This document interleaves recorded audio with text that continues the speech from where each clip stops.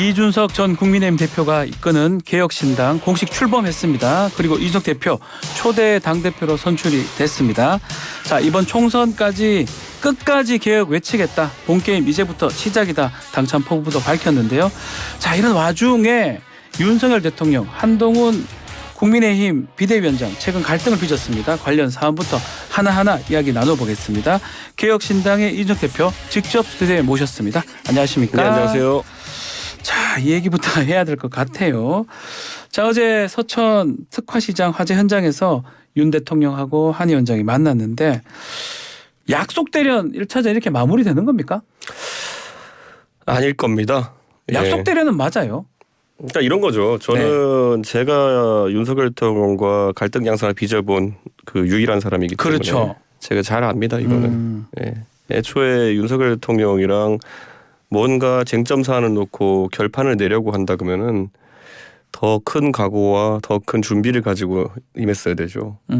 그때 저 대선 과정에서 그때도 사실 기시감이 드는 게 똑같은 거였어요. 그때는 김건희 여사의 명품백 논란 이런 게 아니라 그 경력 위조 논란 같은 거였어요. 그러니까 학력이나 그러네요. 이런 거 가지고 이런 거 과장 경력 이런 것 때문에 문제됐었는데 그때 제가 12월 20일 경에 그러니까 1차 이제 당무 거부랑 그다음에 2차 당무 거부 있었을 때 2차 당무 거부가 언제냐면은 12월 20일 경에 제가 그 조수진 의원이 나는 당대표 말은 안 듣겠다 이렇게 선언하면서 제가 당신 뭐냐 그러면서 그냥 나 그러면 선대위 안 한다 이렇게 갔는데 그 중간에 뭐가 이제 또 터지냐면은 12월 26일 날 그 가장 유명한 I Believe 사과 사건이 터집니다. 그렇죠. 예, I Believe. 예, I Believe 노래가 뒤에 깔리는. I Believe. 나중에 합성한 거긴 한데 그게 터지거든요. 근데 그때도 뭐였냐면요. 결국에는 저한테 복귀를 종용하고 이렇게 하는데 저는 아니 근본적인 문제들을 해결 안 되면 난 안 한다.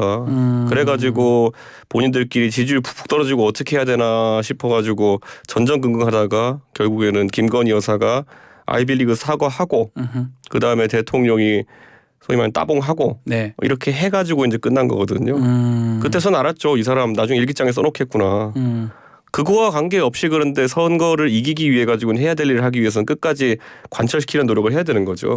그런데 서천 화재 현장에 사실 화재 피해 입으신 분들을 어떻게 본 건지 모르겠지만은 거기 가서 하루 만에 어떻게든 봉합하려고 했던 모습 그 자체는 이게 애초에 별로 양측이 이 문제를 진지하게 다룰 의지가 없는 거다 저는 이렇게 봅니다. 그래서 지금 저는 이 쟁점이 이제 좁혀져 가지고 김경률 비대위원 가지고 줄다리기 하는 양상으로 갈 겁니다. 앞으로 김경률 비대위원 사퇴시키냐 아니면 출마 문제 될 것이다 이 말인가요?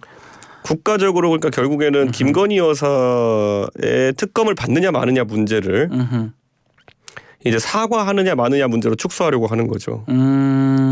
그리고 나서 이제 김경률 비대위원에 대해 가지고 김건희 여사가 사과하는 대신에 저 사람은 잘라라 이런 식으로 빗장을 걸어놓은 거겠죠. 그러니까 이게 참 황당한 겁니다. 국가적인 중차대한 특검 문제를 사과 그리고 그에 대한 바터로 니네 사람 하나 잘라 이런 문제로 바꿔버리는 거거든요. 이거는 딱 그 정도 수준에서 특검 문제를 마무리하려고 하는 그런 약속 대련이죠. 그런 의미의 약속 대련이다. 그런데 오늘 보도인가요? 김경률 비대위원 뭐 자신의 뜻 변함없고 사과는 해야 된다 그 뜻 하면서 사퇴 거부하겠다 이런 입장을 밝힌 것 같아요. 김경률 비대위원 입장에서는 본인이 여기서 잘못하고 했다고 하고 사퇴해봤자 대단한 영광이 앞에 있는 것도 아닙니다. 지금 뭐 정치 참여를 패기 있게 참여해가지고 김경률 비대위원이 무슨 틀을 말했습니까? 바른 소리 했는데 바른 소리 하고 나가지고 바로 권력이 구려서 미안합니다 하고 사라지게 되면은 앞으로 김경률 비대위원의 장점이라는 그 바른 소리를 할 수 없는 상황이 되는 거거든요. 그러니까 지금 뭐 잘리는 한이 있어도 아니면 정치적 거래에 희생양이 되느냐 한이 있어도 지금은 바른 소리를 계속 해야죠. 자, 그 장소에서 지금 보면 화재 장소에 가보면 90도 인사하는 모습도 있었고 어깨를 또 툭 추는 대통령이 한 비대위원장을 또 거기에다가 같이 열차를 타고 오는 모습 자리 있습니까? 이런 보도들이 있었거든요. 어떻게 보셨는지요? 그러니까 그 화재 현장에 이제 2층에 상인들이 몰려 계셨다는 거 아닙니까? 그렇죠. 계셨다는 건데. 그 직전에 제가 듣기로는 국민의힘 측 관계자가 상인들에게 이번에 대통령 오실 것 같으니까 애로사항 있으면 얘기하면 된다라고 미리 말해서 200명 가량 모여 계셨다는데 네. 결국 지금 여러 가지 뭐 정보를 취합해 보면 서천의 그 현장에 그 대통령께서 체류하셨던 시간이 20분 남짓이라는 거 아니겠습니까? 네. 그 전날에는 감기 때문에 중차대한 사안도 다 취소하셨던 분들이 가가지고 20분 동안 어깨 쳐주고 이거 하기 위해서 만났다. 불난 집에 진짜 엄청나게 많은 분들이 상심해 있는데 네. 이거는 더 한번 아픔을 얹어주는 게 아닌가 생각해서 저는 참담합니다. 예. 그 민주당이 이게 정치쇼다, 아픔을 좀 이용한 정치쇼다. 요 부분은 공감하는 겁니까? 민주당이 지금 그렇게 비판하고 있거든요. 뭐 이 부분에 있어 가지고는 네. 사실 대통령 측에서 좀 느껴봐야 되는 게 지난주에 이제 바로 그 전주에서 강성희 의원에 대한 과잉 경호 논란이 있지 않았습니까? 그렇죠. 근데 이번에도 이렇게 되면서 그럼 2층에 계신 2층에 사실상 몰아놓은 상인분들에게 이야기했더니 뭐 경호상의 문제 그리고 동선상의 문제 때문에 만나 뵙지 못한다 이렇게 얘기했다는데 서천 현장 방문하면서 어떤 경호상의 문제가 있을 수 있는지 그 화재 피해자분들이 경호상으로 위해가 될 만한 행동을 하실 분이지 망연자실에 계실 분들인데 아니 그러면 화재 현장에 가서 그 피해 입으신 분들 안 만날 건 왜 간 건지 그걸 뭐 영상을 못 봐가지고 구경하러 간 것인지 너무 마음 아픈 상황이거든요. 예. 저는 이건 민주당의 주장과 관계없이 저희 개혁신당에서 이거는 말도 안 되는 상황이라고 이렇게 비판을 하겠습니다. 일단 대통령실은 한 150여 명은 만났다고 얘기를 하는데 그 부분은 뭐 좀 잘못된 건가요? 아니 그러니까 20분 만에 무슨 대화가 전달되겠으며 150명을 스쳐 지나가면서 만나는 것과 네. 예를 들어서 20분 동안 그분들과 무슨 대화를 할 수 있었는지 모르겠지만은 오히려 한동훈 장관과 어깨치고 이런 시간이 더 많았을 거 아닙니까? 그렇죠. 150명을 만났다는 것이 과연 그분들 중에 10명이라도 얘기를 들었으면은 한 사람당 1분 남짓 들었다는 얘기도 안 되는 건데 실제 그렇지도 않았고요. 저는 그러면은 현장에 우리가 보통 가는 것은 어떤 피해 상황을 진단하고 거기에 대한 해법을 내놓기 위해서인데 당사자들의 목소리가 빠진 그런 대책이 무슨 의미가 있겠습니까? 자, 또 일부 언론사 보도에 따르면 이 참모진들이 이 만남을 설득을 했다고 합니다. 그래서 대통령이 결단을 해서 결국은 지금 말씀대로 20분 정도 그 현장 장소에 갔는데 결국 총선에서 뭐 공멸할 수 있다 이런 현실론이 받아들여진 거다 이렇게 봐야 되는 겁니까? 아니면 그거 자체가 다 이렇게 좀 시나리오라고 봐야 됩니까? 그러니까 이런 거죠. 결국 그런 식의 봉합이 이루어지는 거는요. 저 보십시오. 제가 그때 윤석열 그 대통령 후보와 갈등이 있었을 때는요. 저는 아예 멀찌감치 부산에 갔다가 순천 갔다 제주도까지 들어갔습니다. 맞습니다. 예. 제주도까지 들어가가지고 제가 제주도에 어디 있는지도 알리지도 않았어요. 어설프게 나 만나려고 하지 마라. 지금 그런 의미가 있었군요. 당연하도 내재적으로 지금 선거운동한 데 있어가지고 당신들이 이상한 분위기 만들어놓고 뭐 김건희 여사에 대한 어떤 여러 가지 의혹에 대해 가지고 그때 뭐냐면요. 학력 관련 의혹이 일어났을 때 어떻게 대응하라고 계속 당 쪽에 푸시했냐면요. 교수 출신 의원들 세워가지고 기자회견하라고 시켰어요. 기억이 납니다. 예. 그럼 제가 교수 출신 의원들 명단 갖고 와보라고 하니까 뭐 제가 뭐 교수를 등급 나눠서 비판하는 건 아니지만은 정교수 출신 몇 분 계신 것도 아니고 무슨 뭐 겸임 교수 출신 의원님들까지 다 동원해가지고 그 연구 윤리에 대해서 우리가 뭐 거의 김건희 여사에 대해서 보증한다 뭐 이런 식으로 아니 그렇게 해서 단 한 명의 국민이 납득시킬 수 있느냐. 당신들은 진짜 국회의원을 아무리 우습게 봐도 그렇지 이 사람들이 이번에 이런 식의 기자회견 해가지고 국민들의 신뢰가 깎이면은 당이 어떻게 정치를 하려고 하느냐. 그래도 막무가내로 계속 하라고 하는 거예요. 네. 그러니까 저 그거 계속 거부하고 이렇게 했던 건데 나중에 결국 가가지고 그런 계속 거부하다 보니까 저 그 제주도 가 있을 때도 계속 타협점을 만들어 보려고 하는데 타협이 무슨 필요냐. 결국에는 국민들이 바라는 수준으로 가야 되는 것이고 저는 이번에도 한동훈 위원장이 그 정도로 갈 의지가 없었다 봅니다. 의지가. 그러면 어제 그 포옹이라고 하기는 좀 어려운데 하여튼 어쨌든 좀 해야 되는 모습이잖아요. 우리 대표님도 후보 시절 때 이제 포옹하는 모습이 좀 눈에 띄었었는데 비슷한 겁니까? 차이가 있는 겁니까? 저는요 그때 그런 게 있었어요. 울산에서 이제 소위 말하는 그런 회동이 있었을 때는 그래 이분이 정치를 처음 해보는 거니까 당이 운영되는 방식이나 이런 걸 모르셔서 그런 거겠지 이런 거였고 그래서 1차 회동 때 저희가 합의한 사안들이 있어요. 네, 선거에 대해서 이렇게 한다. 그리고 그래서 후보자가 이렇게 얘기했어요. 뭐 저는 앞으로 뭐 당에서 또 대표님께서 뭐 하라는 대로 하고 또 그리고 또 뭐 이렇게 메시지 내자는 대로 내고 하겠습니다. 이래놓고는 그 다음 날부터 바로 그 주변 측근들을 이용해가지고 소위 뒤통수를 치더라고요. 그러니까 저는 지금도 똑같은 상황일 거라 봅니다. 이렇게 어설프게 이렇게 봉합된 것처럼 보이지만은 공천에서는 당연히 튀어나올 것이고 문제가 지금은 또 이제 김경률 회계사를 괴롭히기 위한 걸로 아마 2차전을 이어갈 겁니다. 그렇게 할 것이다. 저는 근데 이 사안에서 김경률 회계사가 저에 대해서 뭐 싫은 소리도 가끔 하고 그러시지만은 김경률 회계사가 틀린 말한 게 뭐가 있습니까? 네. 저는 이거는 아마 그럼 여기서 이제 오히려 한동훈 위원장한테 계속 그걸 요구하면은 네. 이 치킨 게임은 둘 중에 하나로 끝나겠죠. 예를 들어 김경률 회계사가 어떤 식으로도 물러나게 되면은 한동훈 위원장은 오랜 직장 상사와의 관계 때문에 바른 말을 하는 본인이 위촉한 비대위원을 버린 게 되는 겁니다. 네. 그렇게 되는 거니까 한동훈 위원장은 주변의 사람들이 따르지 않게 되겠죠. 네. 만약에 김경률 비대위원이 본인의 주장을 계속하면서 물러나지 않는 자세를 고수하고 대통령실이 물러난다면은 네.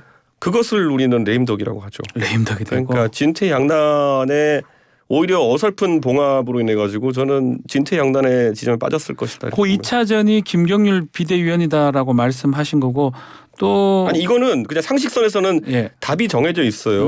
그러니까 김경률 비대위원이 무슨 틀린 말을 했습니까? 네, 국민들 대다수가 생각하는 그런 지점을 공유한 것뿐인데 거기서 이제 그리고 김경률 비대위원이 마포 의뢰 관계 논란이라고 하는데 이런 거죠. 저는 이거는 오히려 일 처리하는 데 있어서 한동훈 위원장이 그 정치적으로 좀 미숙한 점이 있어서 예. 김성동 당협위원장과 이런 걸 풀어내지 못했던 게 문제라 보지. 그 안에서 김경률 비대위원이 마포 의뢰 나가는데 잘못한 게 뭐가 있습니까? 자기가 뭐 그렇게 꽃가마 태워달라고 했겠습니까? 네, 그러니까 저는 지금 상황에서 똑같은 거예요. 전혀 오히려 피해자 입장에 있어야 될 사람을 거의 뭐 죄인으로 지목해가지고 내쫓아라 이런 식으로 나오는 거거든요. 저는 어떻게 될지 이제 그러면 2, 3차전 이런 대련들이 계속 생길 수 있다 이렇게 보시는 거고 이 뭐 앞으로 김경률 비대위원 다음에 3차전 결과도 예상이 되는 겁니까? 김건희 여사 입장이 돼보자고요. 김건희 여사. 예. 2021년 12월 26일 예. 네, 제 남편은 이러면서 했던 그 아이빌리브 기자회견에 예. 그게 사실 어떤 분들은 김건희 여사의 이미지가 솔직한 이미지로 좀 반전되는 효과가 있었다고 그때 평가한 분도 있고 했지만은 다시는 그걸 하고 싶지 않을 겁니다. 네. 내 인생에 다시 아이빌리브 사고 같은 건 없다. 네. 네. 그런 생각을 할 텐데 지금 그게 트레이드 바터 딜에 올라오는 거는 굉장히 싫을 겁니다. 네. 그러면 그거는 죽었다 깨라도 막아내야 된다라는 생각을 하고 있을 것이고 네. 저는 뭐 근데 그래서 아마 저는 웃긴 게 뭐냐면 학력 위존이 뭐니 하던 아니면은 학력 위존 아니 논문 관련해서 표절 관련해서 네. 이렇게 문제 있었을 때는 직접 사과했는데 이번에 만약 김건희 여사가 직접 사과를 하게 될지 아니면은 대통령이 뭐 흔히 지금 언론인들이 얘기하는 것처럼 네. 기자회견을 하면서 질의응답 형식으로 유감 표명을 할지 이런 것들도 귀추가 주목되는 게 뭐 개인마다 평가가 다를 수는 있겠습니다만은 논문의 인용 오류랑 그다음에 표절 문제랑 직접적으로 명품백을 수령한 행위 중에 어떤 것이 더 중차대한 행위냐 그리고 영부인으로서 했던 행위와 예전에 10년 전에 했던 행위와 어떤 것이 더 중차대한 것이냐에 대해서는 후자가 조금 더 중차대하다 보는데 그때는 직접 사과 이번에는 대리 사과 이렇게 돼도 웃긴 거거든요. 뭐가 맞지 않다는 거죠. 그러니까 저는 지금 예. 머리 터질 겁니다 지금. 예. 그 지금 말씀 중에 김건희 여사 말씀을 하셨는데 결국 이번 충돌로 인해서 김건희 리스크 이른바 김건리스크가 최대 약점 아니냐라고 또 얘기하면서 오히려 더 성역화된 거 아니냐 이런 해석도 있어요. 그렇게 봐야 되는 겁니까? 그래서 지금 쟁점이 좀 특이해졌잖아요. 처음에는 특검을 하느냐 마느냐 예. 받느냐 마느냐에서 지금은 사과를 하느냐 마느냐. 사과. 그리고 이제 더 좁혀져서 저는 궁금한 게 직접 사과를 할 것이냐 대리 사과를 할 것이냐 뭐 이런 거잖아요. 예. 그러니까 이런 걸 지금 여당이 탈출법으로 쓰고 있다는 것 자체가 저는 좀 황당한 거고 저는 그 당시에 후보 시절에 전공법을 썼기 때문에 예, 그게 아주 강한 충돌로 남아있는 것이고 한동훈 위원장은 3일 천하도 아니고 지금 하루 만에 그 눈밭에서 눈 맞으면서 있었던 거 아닙니까? 그 정치를 좀 잘 몰라서 그렇게 했다는 겁니까? 아니면 하려면 정말 강하게 받았어야 된다 이 말씀인가요? 한동훈 위원장?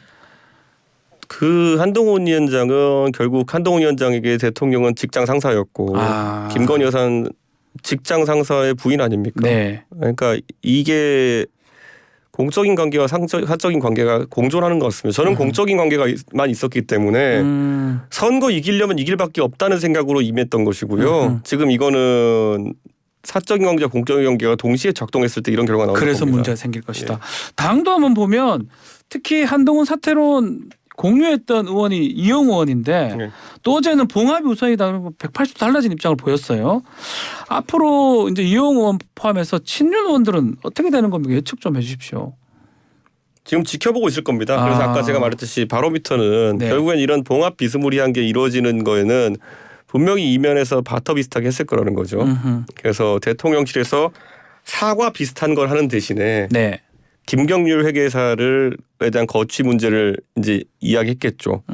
뭔가 얘기된 게 있으니까 아침부터 대통령실에서 김경률 거취 문제 해결해야 된다고 또 YTN 오늘 보도가 났더라고요. 네, 맞습니다. 예. 그건 뭐냐, 뭔가 얘기된 게 있다는 거죠. 만약에 우리 진짜 휴전이다 또는 완전히 봉합된 걸로 하자 그랬으면은 양쪽 다 입을 닫아야죠. 근데 오늘 김경률 회계사는 본인의 주장을 유지하겠다. 그리고 대통령실에서는 김경률 나가라. 이거는 전선이 이상한 데로 옮겨간 건데 저는 개인적으로 김경률 회계사가 조국 사태 때부터 지금까지 쌓아온 바른 말하는 그런 어떤 사람으로서의 이미지가 본인에게는 굉장히 소중할 것이고 장기화될 수도 있다고 봅니다. 더 커질 수 있고 장기화될 수가 있다. 자, 앞으로 이게 참 이 권력이 한동훈 위원장 쪽으로 옮겨갈 수도 있는 겁니까? 신구 권력 갈등이라고 또 분석하는 기사들도 많은 것 같고요. 이회창 총재가 예를 들어 그 김영삼 대통령에게서 사실상의 당내 권력을 다 인수했을 때 맞습니다. 그때는 IMF라는 국가적 위기 상황과 더불어서 이회창 총재가 가진 어떤 YS와 끝까지도 붙을 수 있는 대쪽판 사람 이미지가 있었기 때문이거든요. 그런데 한동훈 위원장이 그러면 그걸 할 수 있느냐의 문제겠죠. 결국엔 나를 임명해 준 사람과도 끝까지 옳고 그름을 다툴 수 있다라든지 이런 게 있었는데 윤석열 대통령 그게 있으셨어요. 문재인 대통령의 중앙지검장 검찰총장이었지만은 조국 사태에 있어서 끝까지 옳고 그름을 다투셨기 때문에 윤석열 대통령 국민들이 야, 저 사람 대단하다 이렇게 해서 대통령 만들어준 거거든요. 대통령도 됐고요. 그 지점은 있을 겁니다. 그 부분을 지켜봐야 된다. 알겠습니다. 당내 얘기도 좀 해보겠습니다. 이제 개혁신당 초대 대표로 선출이 됐는데 참 여정이 참 길었어요. 소회도 한번 말씀 부탁드리겠습니다. 이런 거죠. 정치라는 게 참 험난한 길의 연속이다라는 생각을 하고 하지만 개혁신당은 제가 예전에 새로운 보수당이나 바른정당 안 해본 건 아닙니다. 그런데 그때는 제가 굳이 말하자면은 실무자 또는 제가 주도권을 발휘하기는 어려운 위치에서 이제 신당 창당에 동참했던 것이고 지금은 제가 거의 주도권을 상당하게 행사하는 상황 속에서 하는 것이기 때문에 더 많은 책임감이 있고 지금 국민적으로 윤석열 대통령과 이재명 대표가 그들이 기대했던 지도자가 아니라는 것은 명확해지고 있는 것 같습니다. 그래서 지금 여당 내에서는 한동훈 위원장을 대안으로 생각하시는 분들이 있었던 것 같은데 확장성이 부족하고 그러면 이제 제3지대라는 것이 단순히 어떤 양쪽에서 떨어져 나온 그런 비주류 모임 이렇게 되지 않으려 그러면요. 선명한 방향성이 있어야 돼요. 그래서 개혁이라는 걸 잡은 겁니다. 그 개혁이라는 게 뭐냐. 우선 위기를 받아들여야 돼요. 지금 청취자분들이 어떻게 생각할지 모르겠지만 대한민국의 모든 지점이 위기입니다. 성장 정체 위기, 그다음에 지역 불균형 이런 거 위기, 거기다가 지금 출산율 문제 이렇게 얘기하지만 인구 위기, 그리고 사회 제도에 있어서도 지금 설계된 복지제도를 유지할 수 있느냐 이런 게 다 위기거든요. 이거 만약 재설계하지 않으면요. 지금 청취자분들 이 복지 재구조화하지 않으면은 지금 버시는 돈의 거의 한 절반 가까이 세금으로 내는 식으로 갈 수도 있어요. 근데 지금 우리나라의 개인 소득세 조세 부담률이 다른 나라에 비해 낮은 편이지만은 갈수록 올라갈 수밖에 없는 겁니다. 2016년에 이거를 2015년에 이걸 앞서 내다보고 유승민 의원이 했던 말이 증세 없는 복지는 허구입니다라는 말을 했어요. 그런데 2015년 이후에 벌써 10년이 다 돼가는데 그때 우리가 그 말을 했던 유승민 의원을 박근혜 대통령이 배신자로 찍어 누르면서 10년이 이제 지나가지고 복지의 재구조화가 없으면은 세율을 거의 50% 가까이로 올려야 되는 상황이 온 거예요. 저는 더 이상 늦추면 안 된다 이런 생각합니다. 일본이 30년 정치에 겪었다는 것 때문에 GDP가 1인당 GDP가 우리가 뒤처진다 이런 기사도 나오고 있는데 우리도 그렇게 될 수는 없지 않습니까? 네. 그래서 제가 요즘 개혁신당에서 뭐 표 떨어지는 얘기라도 맞는 말 하겠다 계속 얘기하는 게 뭐 저는 30년 뒤에도 살아야 돼요 이 나라에서. 저도 살 겁니다. 예. 예. 제가 저희 개혁신당 그 창당대회 하면서 30년 뒤면 김종인 위원장도 이제 115살이 되실 텐데. 그 정도심. 예, 그러네요. 예, 예. 그 전에 개혁을 하고 싶다 이렇게 말씀드렸는데 정말 이 방송 청취하시는 모든 분들에게 지금 비록 이제 첫 번째 많은 주목받은 게 지하철 무임승차와 네. 관련해서 교통복지 재구조하는 문제지만 논란이 좀 많았어요. 예. 되게 중요합니다 이런 거. 예. 그 교통복지 얘기는 지금도 유효한 겁니까? 당연하죠. 저는 이게 지금 재구조화되지 않으면요. 지금 지하철 공채를 계속 발행하고 있어요. 네. 지하철 공사에 부채로 다 잡히고 있거든요. 지하철을 이러면은 전동차도 바꾸지 못하고 요금은 계속 오르고 계속 그 서민의 발이라고 하는 대중교통 서비스가 열화되게 돼 있어요. 네. 그리고 국비 지원을 제대로 하지도 못하는 상황이고 저는 이게 개선돼야 된다 이렇게 생각하는 것이고 그래서 노인 회장분께서 저한테 그 토론을 제안하셔가지고 예. 제가 하기로 했습니다. 토론 언제 합니까? 26일이었던가. 잡았습니까? 예, 근데 제가 뭐 김호일 회장하고 합니까? 예, 김호일 회장님 원래 저랑 잘 알아요. 근데 이분이 이제 그 반대하시는 이유는 알겠는데 예. 이런 거죠. 제가 그냥 청취자분들도 생각해 보시면요. 교통복지 재구조화라는 게 이게 예산이 한 1조 원 정도 드는 프로젝트거든요. 네. 그런데 이 앞으로 개혁을 위해 우리가 다뤄야 되는 건요. 연금 구조 조정 이런 거, 복지 구조 조정 이런 거 연금 구조 조정만 해도요. 지금 한 달에 교통비를 10,000원, 20,000원 지급하냐 이런 문제가 아니라요. 연금을 20만 원, 30만 원 깎아야 되냐 이런 문제예요. 예.